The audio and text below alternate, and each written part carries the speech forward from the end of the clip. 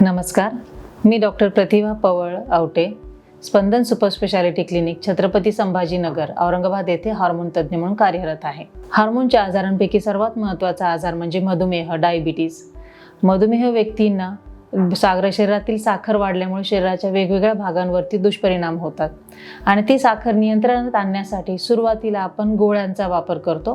पण जसं जसं मधुमेहांची वर्ष वाढतात, एक 5 ते 7 वर्षानंतर गोळ्या काम करत नाहीत. अशा वेळी त्यांना इन्सुलिन द्यावे लागते. बऱ्याच जणांना इन्सुलिनबद्दल भीती आहे. इन्सुलिन घेतलं तर माझी साखर अचानक कमी झाली तर चक्कर येऊ शकते, त्यामुळे मला इन्सुलिन नको. किंवा काही जणांचा प्रश्न असतो, इंजेक्शन जरी मी घेत आहे तरी माझी साखर वाढलेलीच राहते, मग घेऊन काय उपयोग. जरी आपण इंजेक्शन देतो तर प्रत्येक व्यक्तीला इन्सुलिन किती लागतं हे त्यांना समोर बघून समजत नाही. त्यामुळे जर काही डॉक्टरने काही इन्सुलिन दिले असेल तर घरच्या घरी मशीनवरती, ग्लुकोमीटरवरती साखर तपासून आपल्यासाठी इन्सुलिनचा डोस किती इन्सुलिन घेणं योग्य आहे हे आपल्याला घरच्या घरी समजते. ते कसे करायला पाहिजे हे आपण बेझल इन्सुलिन डोस टायट्रेशन ह्या चार्टद्वारे समजून घेणार आहे. याला म्हणतात बेझल इन्सुलिन टायट्रेशन चार्ट. म्हणजे काय, आपण मागच्या व्हिडिओमध्ये SMBG चार्ट काय आहे हे समजावून घेतले आहेत. ह्या चार्टप्रमाणे जर तुम्हाला रात्री 1 वेळचे इन्सुलिन चालू आहे आणि रात्रीच्या जेवणानंतर हे इन्सुलिन घ्यायला सांगितले आहे 12 युनिट.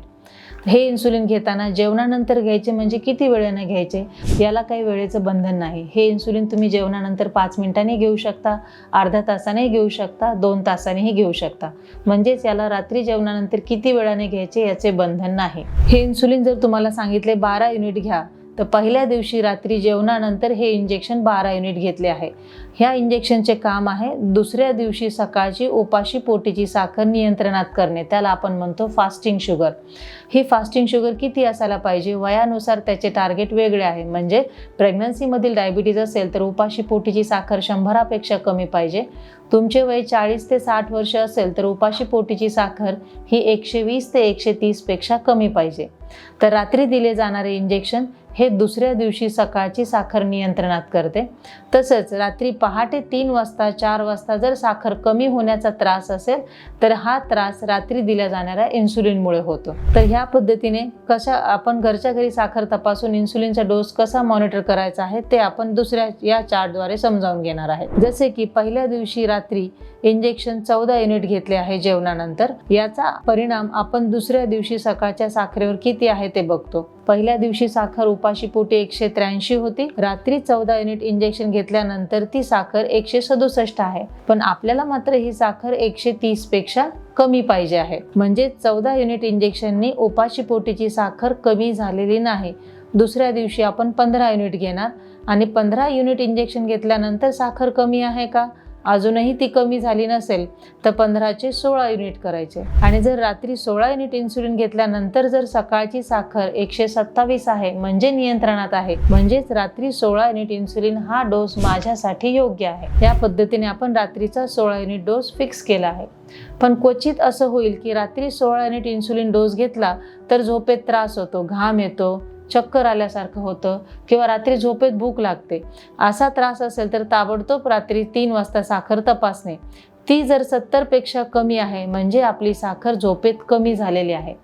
किंवा जर सकाळी उठल्याबरोबर उपाशी पोटीची साखर 70 पेक्षा कमी आहे म्हणजे लो झालेली आहे. याचा अर्थ रात्री जे 16 युनिट इंजेक्शन घेतो आहे ते आपल्याला जास्त आहे. त्याचा डोस दुसऱ्या दिवशी 1 युनिटनी कमी केला पाहिजे. आणि डोस कमी केल्यानंतर माझी साखर बरोबर येत असेल तर 16 युनिटच्या ऐवजी आपण रात्रीचा डोस 15 युनिट घेणे. अशा पद्धतीने जर माझे इन्सुलिनचे प्रमाण कमी पडत असेल तर मी घरच्या घरी ग्लुकोमीटरवरती साखर तपासून इंजेक्शनचा डोस वाढवू शकतो. कितीपर्यंत वाढवायला पाहिजे याला लिमिट नाही. तुम्ही 30 पर्यंत हे इन्सुलिन वाढवू शकता. आणि जर साखर कमी होत असेल तर दररोज 1 युनिटनी कमी करायचे. कमी करत इन्सुलिन हे 3 ते 4 युनिटपर्यंत देखील घेऊन येऊ शकता. फक्त हे इंजेक्शनचा डोस वाढवण्यापूर्वी एवढं नक्की करायचे की माझा इन्सुलिनचा पेन बरोबर काम करत आहे का. कधी कधी आपली रिफिल संपलेली असते किंवा निडल ब्लॉक झालेले असते किंवा इंजेक्शन घेण्याची पद्धती चुकीची असल्यामुळे इंजेक्शनचा डोसच डिलिव्हर होत नाही आणि त्यामुळे साखर नियंत्रणात येत नाही. अशा पद्धतीने जरी तुम्हाला इन्सुलिन चालू असेल तर घाबरण्याची गरज नाही. घरी ग्लुकोमीटर असेल तर साखर कमी झालेली लवकर निदान होते आणि घरच्या घरी तुम्ही त्याचे कंट्रोल करू शकता.